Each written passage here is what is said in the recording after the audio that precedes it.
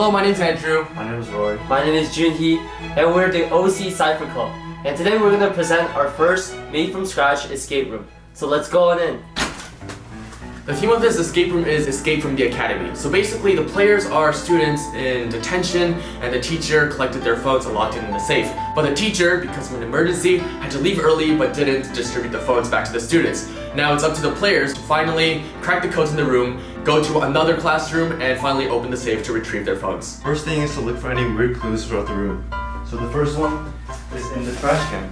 And you can see there's a hidden message to this which the students have to solve through. On the tables there will be homework of each student, such as Danielle, and the students will have to look through each puzzle and be able to solve to the next step. Last one is on the bookshelf.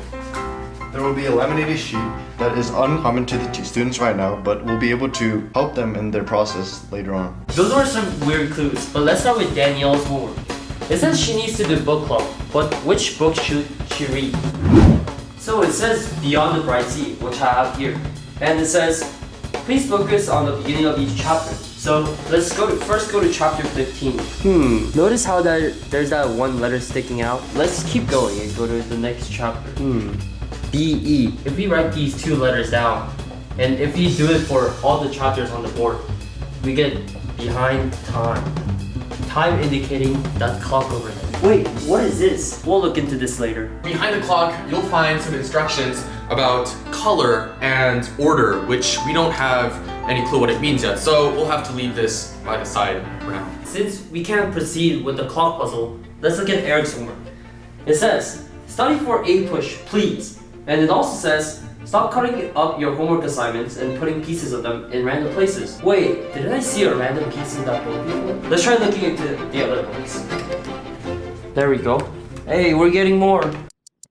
I got all the pieces here. Let's try to arrange them now. Hey, look, happy birthday. But what do we do with these numbers? I remember, these A-push cards, they have numbers on them. And this one says 168. Flipping over the card, it says 1796 as his birth year. 1796.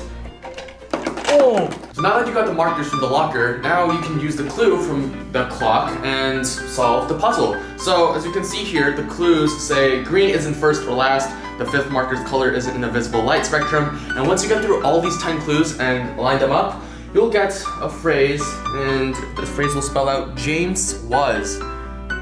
Now you need to fill in that blank and find that clue. We remember that James can be found in the attendance sheet that was mentioned earlier. Trash can. Once we look closer, we can see that James was marked I, which is sick. That can fit in the puzzle over there. So once we put sick in here, we can see that it opens. And once we open the lock, we see that there is a scantron. As you see here, there were 3 scantrons here on the desk, but those are only red herrings. This is the one that needs grading. So now what you want to do is run this through the scantron. Might take a few tries because of paper skews and all, but if you get it correctly, you'll finally get a score that says 1712. If you look in this drawer, you'll find a bag with a lock on it. And if you match it up correctly with 17 and 12, you will get it open. Where inside, you'll find the key to the other room. Even though we may have the key, we didn't actually finish all the homework. So who's actually left? Serena! Going back to the bookshelf, I found this book safe. And it says, Fly Oil Inc.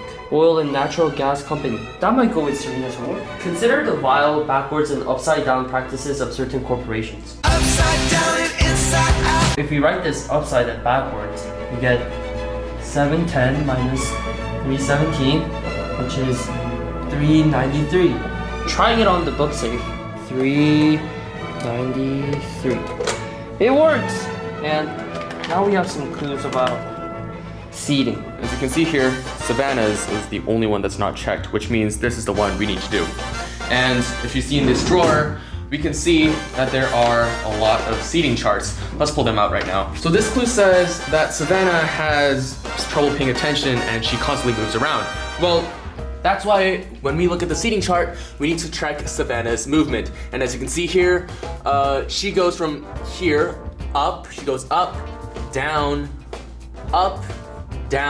and then finally left. That's perfect because that is the code for this directional lock, which is actually the last lock we need to open in this room. So up, down, and left should open the lock for us, which will get us the flashlight that we need in the next room. Taking the flashlight, we can go in this room using the key. In the second room, we can see that there's a table with the phone and the lock, this paper, and this paper, which can be familiar because from the last room, we can see that we found the other half. And once we put this together, we can see that it spells out Biology 4. And what do we have here? It's a biology book. Since it's Biology 4, we can open to the 4th page. We can see that there are arithmetic sequences, and we can use this for the blank spots right here. Since there's numbers on each of these, that correlates to where they are positioned. So 1, 2, and 3. That's not all that you need. You need to find more. And we can use this flashlight for this. And once we turn the light on, we can see that there are hidden numbers with subtraction, addition, multiplication, and division. We can operate those on each of these numbers. So 4 minus 3 equals 1, 7 plus 2 equals 9, 1 times 4 equals 4, and 6 divided by 3 equals 2. That comes out to be 1942. And we also have a lock back here. We can use that. Using 1942, let's put it in. Now we can see that there are math problems in here, 3 of them, indicated with different colors. Previously we saw that there's colored circles here. Each answer indicates each circle. So the first question reads, when asked how old she was, Susie replied, in 2 years, I'll be twice as old as I was 5 years ago. How old is she? X plus 2 indicates in 2 years how old she will be. And that equals twice as old as she was 5 years ago. X plus 2 equals 2x minus 10. And once you solve that, you eventually get x equals 12. So the second question reads, a two-digit number is such that the sum of its digits is 5 times the difference of its digits. If the number is neither a prime nor a perfect square, what is the possible answer? And the answer has to be less than 50, that the two-digit can be represented by x and y. The sum of its digits equals 5 times the difference of each digit. And once you simplify that, 4x equals 6y. And if you simplify that, you'll get 2x equals 3y. The digit has to be less than 50. X can only be 1, 2, 3, or 4. Let's try 3. 2 times 3 equals 6 equals 3y.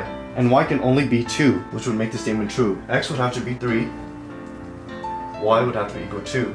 So the digit has to be 32. The blue question reads, if 4 men can build 4 tables in 4 hours, how many tables can 8 men build in 8 hours? So let's first start with the first statement. 4 men can build 4 tables in 4 hours. 4 men, 4 tables, all in 4 hours.